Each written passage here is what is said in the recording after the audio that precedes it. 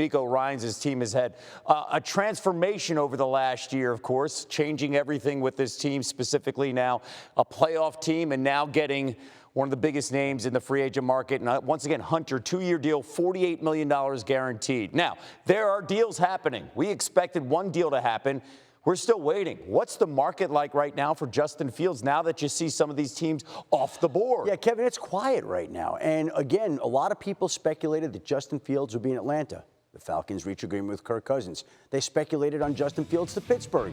They signed Russell Wilson. They obviously have a situation where they're speculating on Justin Fields to Las Vegas. They get Gardner Minshew done. And now, essentially, you have Justin Fields sitting there in Chicago. These are fluid situations. They're essentially in a situation where they're waiting for people and quarterback jobs to open up.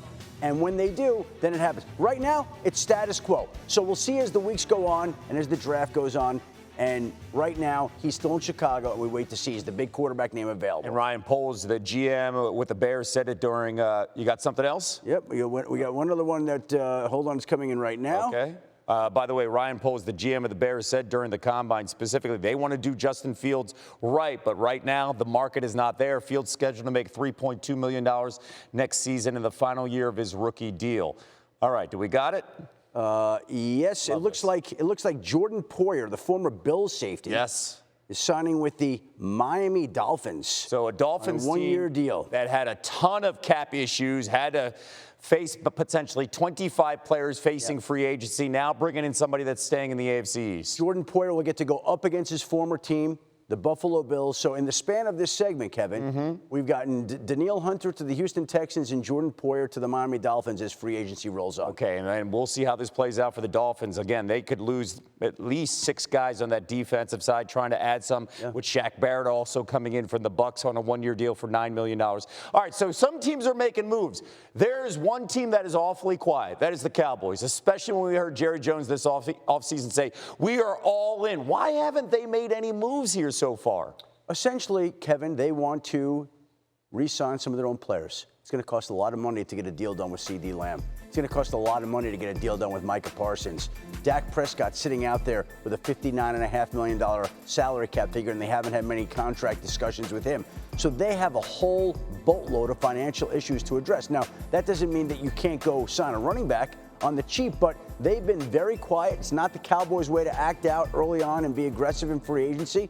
They sit back. The only free agent they've added so far is a long snapper. Yeah. That's it so far. And Stunning. so, hey, as a Philadelphia Eagle fan, you don't mind that, right? You love this right now, Kevin, right? I'm shocked. I'm really shocked right now. And you mentioned running backs. And the market, when you talk about the big names, they're all gone. And keep in mind, Dak Prescott's current cap hit this season will be over $59 million. Schefter, you're the best. Thank you so much. Elle?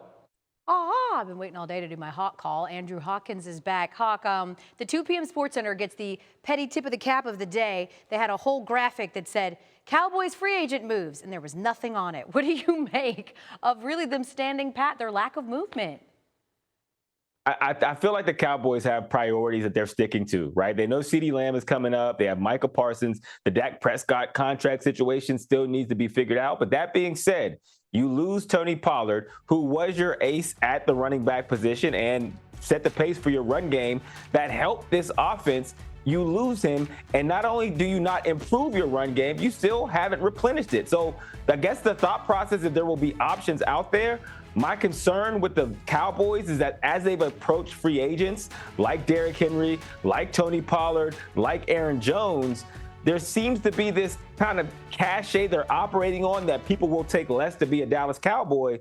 But the reality is that is not the case. These guys want their money, and also they feel like there are better contenders in other places. So the Cowboys have been sitting on their hands.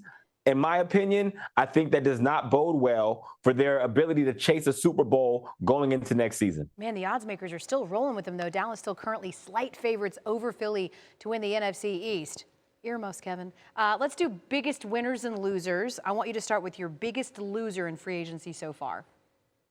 The biggest loser to me is the Carolina Panthers. Now, look, they're in a rebuilding process. We understand that. But the Burns trade to the New York Giants, where they got a 2nd rounder and a 5th rounder after turning down 2 first rounders and a 2nd rounder in previous years, like recently, that has to feel like a slap across the face. They had to get something because they were going to lose them for nothing a year from now, but you can't help but think of what could have been and what you could be utilizing in this stage of rebuilding. The amount of talent you could put around your first-round quarterback, the things that could help your defense. That feels like my biggest loser. All right, and what about your biggest winner?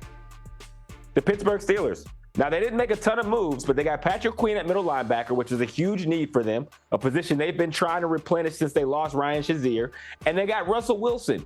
We can have a bunch of conversations around what Russell Wilson has left in the tank, but the reality is, even how Russell Wilson played a year ago, it was much better than Kenny Pickett. And he is not tasked to come in here to reinvent the wheel at the quarterback position. They have a great defense. And they have an insurance policy with Queen now in that defense. So Russell Wilson just has to be efficient. The Pittsburgh Steelers absolutely have made the right decisions. They are a winner in this free agency, and they will contend for winning this division again this season. It's really low risk, high reward for Russell Wilson, too, considering the Denver Broncos are eating up most of his salary contract, right? Like, listen, 2 days as a Steeler, and he hasn't come up with a stupid catchphrase yet. So already it's going better there in Pittsburgh. Andrew Hawkins joining us with, I'm not bitter at all, with the latest here on SportsCenter. Thanks, Hawk.